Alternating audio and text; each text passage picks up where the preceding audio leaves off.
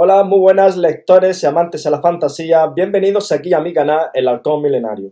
Súbanse a bordo porque hoy tenemos un tema de alto interés. Se trata nada menos y nada más que de la obra de Howard Phillips Lovecraft, el maestro del terror, el autor que revolucionó el género sin duda. Quédense con nosotros porque hablaremos de su estilo narrativo, su obra y su vida. Así que adentro intro y enseguida nos vemos.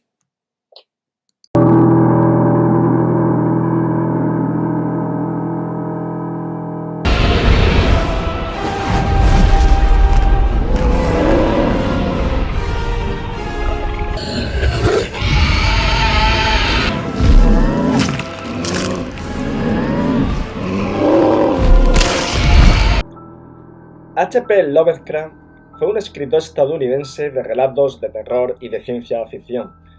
Si Edgar Allan Poe es el padre del terror, Lovecraft lo evolucionó hasta convertirse en un referente para muchos escritores posteriores, como el mismísimo Stephen King. Lovecraft tuvo una serie de sucesos traumáticos que le marcaron en su tierna infancia. Con tan solo 3 años vio como su padre ingresaba en un manicomio. Esto hizo que la educación y cuidados en esos años de la infancia recayeran en su madre, que era muy sobreprotectora, fría y distante. En aquella época, Lovecraft era un niño solitario que apenas salía de casa o hablaba con otros niños. Él prefería fantasear con criaturas demoníacas o seres de otros universos. Aquí el punto clave fue la influencia de su abuelo para iniciarse a leer y escribir. Ya en su adolescencia tuvo 3 duros golpes, como fueron la muerte de su abuelo, la muerte de su madre y el fracaso escolar que le impidió estudiar astronomía, que era lo que a él le gustaba. Después, más tarde, se casó, pero su matrimonio resultó ser fallido debido a la pobreza económica y a su asexualidad o falta de ella. Todos estos acontecimientos, combinados con una imaginación desbordante, una extrema inteligencia, una salud muy débil y prejuicios raciales y sociales, y también un ateísmo convencido, acompañaron durante toda su vida y atormentaron al gran Lovecraft, que desgraciadamente falleció cuando contaba con tan solo 46 años de edad. Hasta la llegada de Lovecraft, el género de terror quedaba acotado a fantasmas, brujas, asesinos en serie, hombres lobo, vampiros o demonios. Lovecraft innovó el género, creó el terror cósmico, el miedo al espacio sideral, el miedo a lo desconocido. Nadie, absolutamente nadie, había hablado de esto antes. Él se apartó de las tradicionales historias de terror sobrenatural que abundaban por entonces y aportó su propia mitología, los llamados mitos de Cthulhu, junto a otros autores que conformaron un club, el Círculo de Lovecraft. Lovecraft es único e irrepetible, por ello atesora un gran número de seguidores a lo largo y ancho del mundo. Lovecraft es un género en sí mismo y uno de mis autores favoritos de la literatura fantástica del siglo XX, con permiso de Tolkien. Él era un genio que modificó las reglas básicas del terror, lo evolucionó a través del cosmos, a través de la indiferencia de ese cosmos en el devenir de los seres humanos. Él se recrea más en las situaciones que en los personajes, y logra crear a través de la atmósfera ese horror cósmico. Su ateísmo y su negación de Dios y de todo tipo de supersticiones lo llevó a crear su propio panteón de dioses primogénitos, surgidos desde la inmensidad del cosmos. Cuando nadie hablaba de seres interdimensionales, él empezó a hablar de invasión alienígena y de seres de otras dimensiones. Él rompió con la idea del bien y del mal. A esos dioses les importaba una mierda la humanidad. Podrían pasar por aquí y aplastarnos como si fuéramos hormigas, aniquilarnos como a microbios insignificantes. Para ellos, no somos más que una mota de polvo en medio de la inmensidad y vastedad del universo. El estilo narrativo de Lovecraft Está dividido claramente en tres etapas. La primera de ellas, desarrollada entre 1905 y 1920, es la llamada etapa gótica.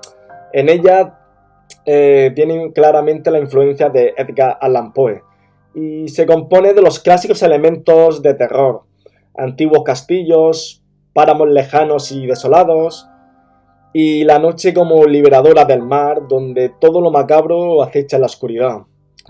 En esta etapa podemos destacar, entre otros, los relatos de La bestia en la cueva o el testimonio de Randolph Carter. Su segunda etapa abarca entre 1920 y 1927. Es la etapa onírica.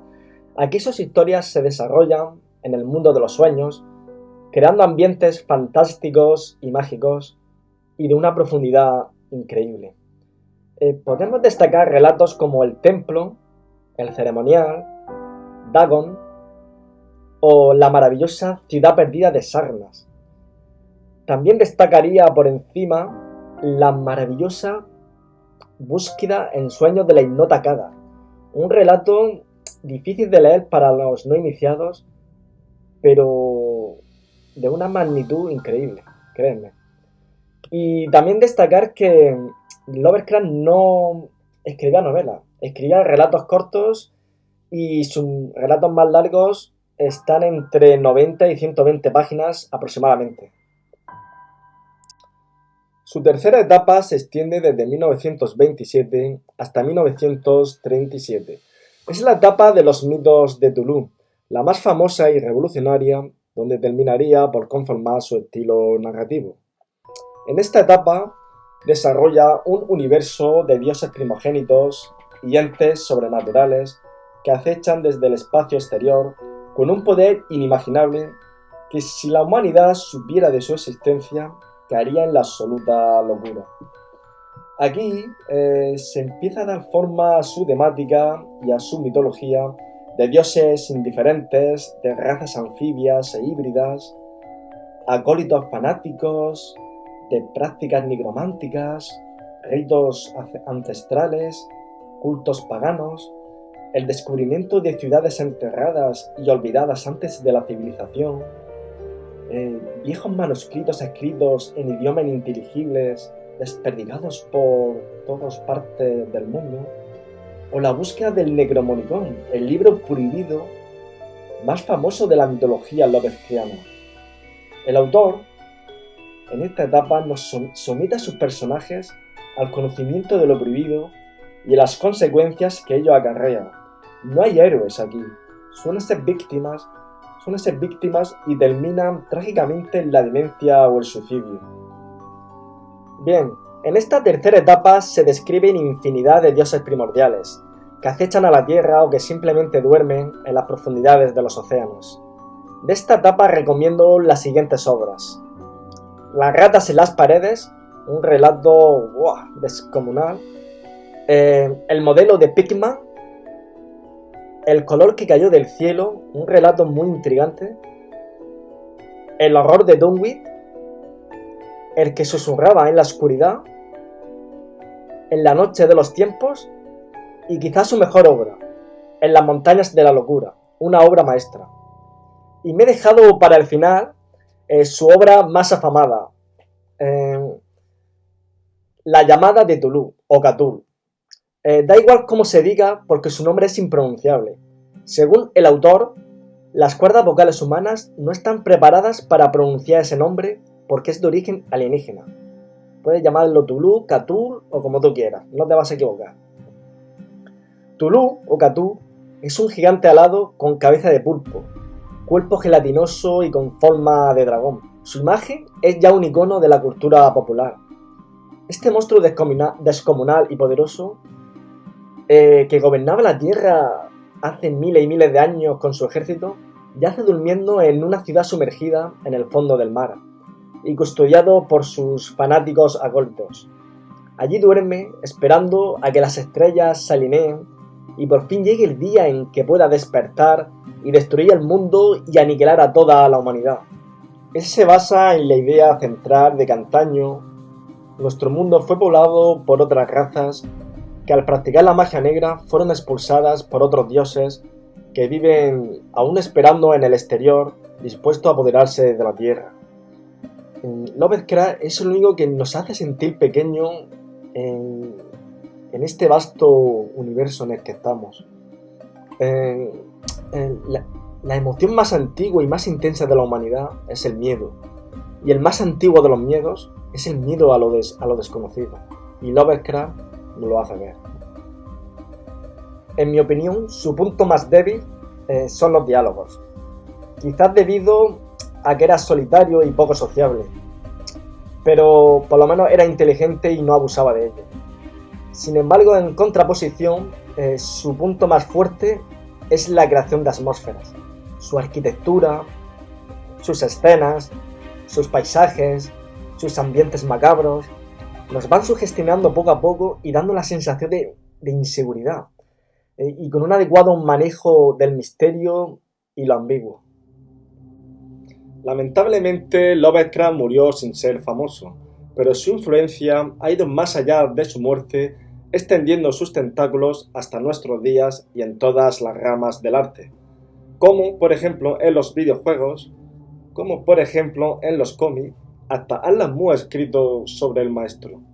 También ha tenido influencias sobre el cine.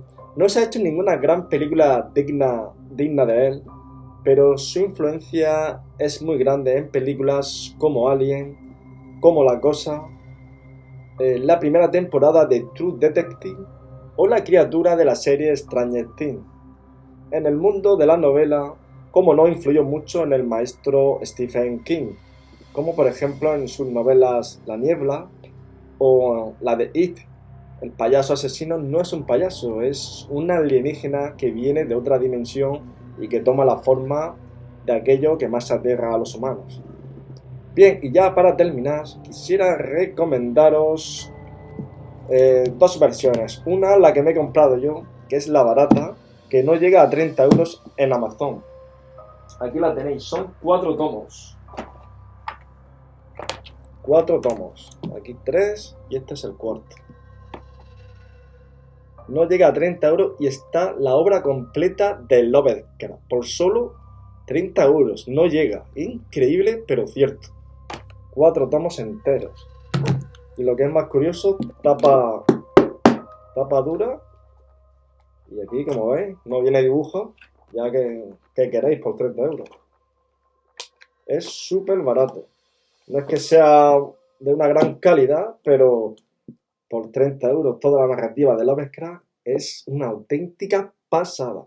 Ahora bien, si me decís si me la compraría ahora mismo, con lo que me ha gustado, yo me compraría la mejor versión que hay, que es de la edición de Valdemar. Son 2 tomos, 2 tochazos así de gordos, volumen 1 y volumen 2. Eso sí, cada tomo vale más de 30 euros. O sea, te vas a gastar unos 70 euros entre los dos. Pero si tuviera que comprármela ahora, me compraría esos porque son muy bonitos, con ilustraciones, con una tapa preciosa, y es lo que compraría yo en estos momentos. Bueno, nada más, ya por hoy se termina. Yo creo que hemos hecho un resumen muy amplio del maestro. Se podría seguir hablando muchísimo más, pero eso es todo. Ya por hoy hemos terminado, concluimos y en fin, suscribirse, darle a like y nos vemos en otra. Hasta luego.